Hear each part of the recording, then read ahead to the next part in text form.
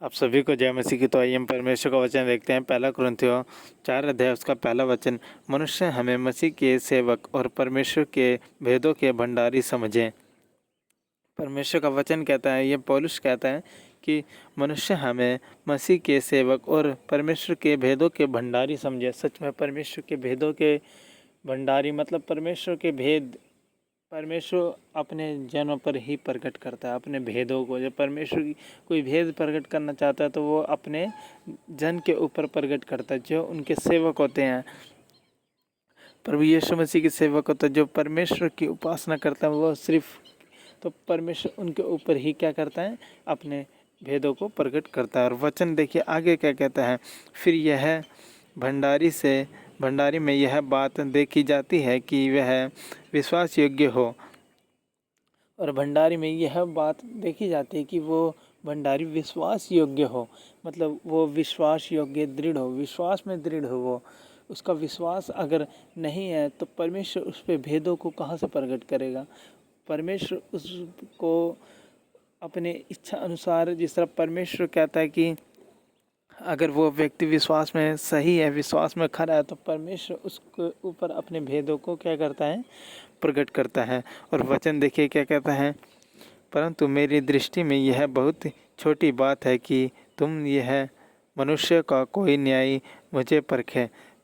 पौलुस कहता है कि मेरी दृष्टि में, परंतु मेरी दृष्टि में यह बहुत छोटी बात है कि तुम मनुष्य का कोई न्याय, मतलब तुम्हारे मनुष्य में जो कोई न्याय करने वाला, जो कोई मतलब सुलह करवाने वाला व्यक्ति है, जो कोई न्याय करने वाला व्यक्ति है, जो कोई सही गलत के हिसाब से सही को वो सच्चा ठहराता है और गलत को गलत ठहराता है, वो न्याय करने वाला होता है। पौलुस कहता है, परंतु मेरी दृष्टि में बहुत ही छोटी बात है कि तुम मनुष्य का कोई न्याय मुझे परखे, मतलब मुझे परखे। पर पौलुस कहता है कि तुम मनुष्य में से कोई ऐसा नहीं जो हमें परखे। सच में वो कोई नहीं ऐसा जो हम मसीह लोगों को क्या करें, परखे। वचन देखिए आगे क्या कहता है, वरन मैं स्वयं अपने आप को नहीं परखता। पौलुस कहता है, वरन मैं अपने आप को भी नहीं परखता, मैं खुद को नहीं परखता। और वचन आगे क्या कहता है, क्योंकि मेरा मन मुझे किसी बात में दोषी नहीं ठहराता। पौलुस कहता है क्योंकि मेरा मन मुझे किसी बात में क्या करता है, दोषी नहीं ठहराता है। और वचन कहता है, परंतु इसमें मैं निर्दोष नहीं ठहरता। वचन कहता है, परंतु मैं इसमें निर्दोष नहीं ठहरता, क्योंकि मेरा परखने वाला प्रभु है। सच में हमारा परखने वाला कौन है, हमारा परमेश्वर है, कि हम अपने आप से किसी को ना परखें। सच में जो मनुष्य के न्याय होते हैं वो अपने आप में ही किसी को परख के किसी को भी दोषी ठहरा देते हैं। तो हम ऐसा ना करें। हम मसीह जन को परखने वाला कौन है, हमारा परमेश्वर है। वो हमें परखता है, क्योंकि हम अपने आप में जो सामने गलतियाँ दिखती है वो हम बता सकते हैं। जो हमारा गुप्त में पाप है वो सिर्फ हमारा परमेश्वर ही देख सकते हैं। वो परमेश्वर हमें परखने वाला परमेश्वर है। वचन कहता है, इसलिए जब तक प्रभु न आए समय से पहले किसी बात का न्याय ना कर रहो। परमेश्वर का वचन कहता है, पौलुस कहता है, इसलिए जब तक प्रभु ना आए किसी बात का न्याय ना करो। सच में जब तक परमेश्वर हमारे ना आए, जब तक परमेश्वर को बीच में ना लाएं, तो हमें क्या करना चाहिए, किसी भी बात का न्याय नहीं करना चाहिए।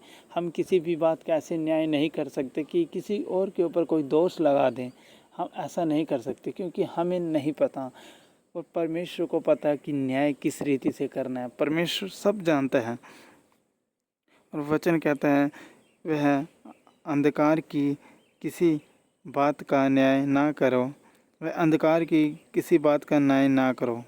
वचन कहता है, वह अंधकार की छिपी बातों को ज्योति में दिखाएगा और मानव के अभिप्रायों को प्रकट करेगा। तब परमेश्वर की ओर से हर एक की परीक्षा होगी। परमेश्वर का वचन कहता है, जब प्रभु यीशु मसीह आएंगे तो वह क्या करेंगे, अंधकार की छिपी बातों को वो ज्योति में लेकर आएंगे। अंधकार की छिपी बातों को जो अंधकार में मनुष्य करता है, उन सभी को सबके सामने उजाले में लेकर आएंगे। और परमेश्वर का वचन कहता है, अंधकार की छिपी बातों को परमेश्वर क्या करेंगे, ज्योति में लेकर आएंगे, दिखाएंगे और मनों के भयप्रियों को प्रकट करेंगे। जो मनों से बुरे हैं, जो मनों में खोट रखते हैं, परमेश्वर कहता है उनके ऊपर वो प्रकट कर देंगे कि ये व्यक्ति मन में कैसे विचार रखता है, ये व्यक्ति मन में कैसा है। परमेश्वर कहता है कि वो उनको सबके सामने क्या करेंगे, प्रकट कर देंगे। सच में तो हमें क्या करना चाहिए, हमें किसी बात का खुद से न्याय नहीं करना चाहिए। हमारा न्याय करने वाला हमारा परमेश्वर है।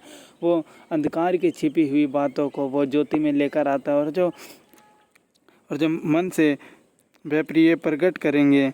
जो मन से मतलब अपने बुरे हैं, जो मन से कई लोग होते हैं जो मुंह से मीठे होते हैं और अंदर उनके क्या होती है, बुरी बातें होती हैं, बुरी विचार होते हैं। परमेश्वर कहता है उनके उन मनों के जो वो क्या करेंगे, उनके ऊपर प्रकट कर देंगे। तो सच में परमेश्वर महान परमेश्वर है।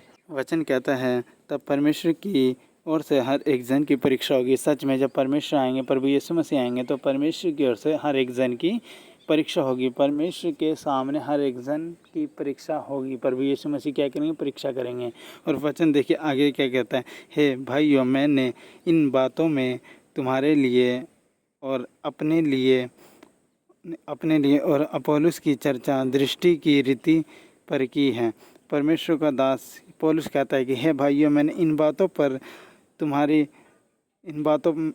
में तुम्हारे लिए और अपने लिए अपोलोस की चर्चा दृष्टि की रीति से पर की है।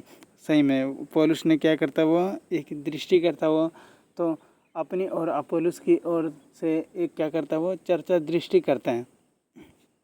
और वचन आगे क्या कहता है कि इसलिए कि तुम हमारे द्वारा यह सीखो कि लिखे हुए से आगे ना बढ़ना।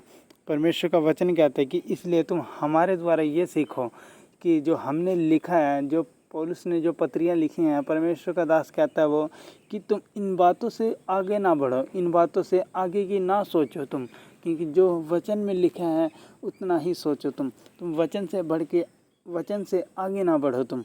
वचन महान वचन होता है परमेश्वर का। और वचन कहता है इसलिए कि तुम हमारे द्वारा यह सीखो कि लिखे हुए से आगे ना बढ़ो।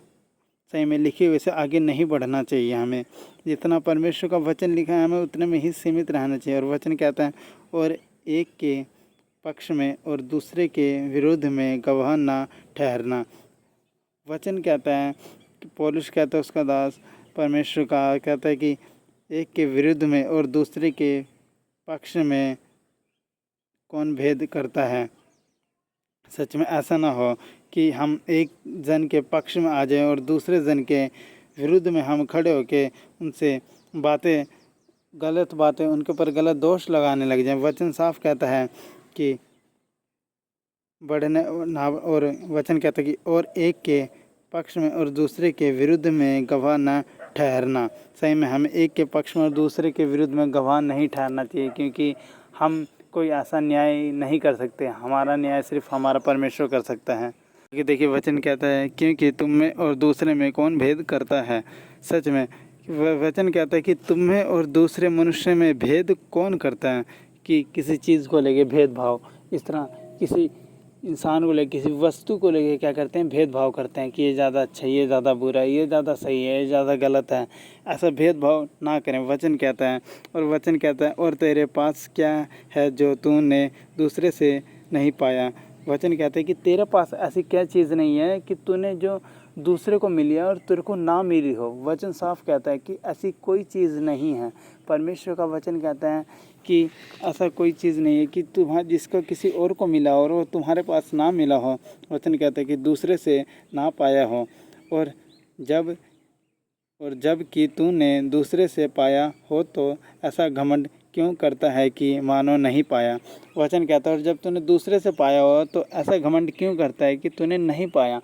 जब तुम एक दूसरे से मिल के रहो, तुम एक दूसरे की चीज़ों इस्तेमाल करो। वचन कहता है कि तुम अगर दूसरे से ना पाया हो तो ऐसा क्यों कहता है कि तूने ना पाया। सच में हमें क्या करना चाहिए, हमें किसी और से मतलब ऐसा भेदभाव नहीं करना चाहिए। वचन से हम यही सीखते हैं कि हमें परमेश्वर में कैसा होना चाहिए, पवित्रताई में चलना चाहिए। हमें किसी और मनुष्य का आपस में किसी चीज़ों का हमें क्या न्याय नहीं करना चाहिए। हमारा न्याय करने वाला कौन है? हमारा परमेश्वर है। वो आप ही क्या करेगा, वो आप ही जब आएगा तो वो सभी मनुष्य का, हर एक जन का, हर एक इंसान का वो क्या करेगा? न्याय करेगा। सच में परमेश्वर ही न्याय का, परमेश्वर के पास ही है वो न्याय का सिंहासन। परमेश्वर ही उस पर विराजमान होंगे और वो हर एक मनुष्य क्या करेंगे? न्याय करेंगे। तो हमें ऐसा नहीं करना चाहिए।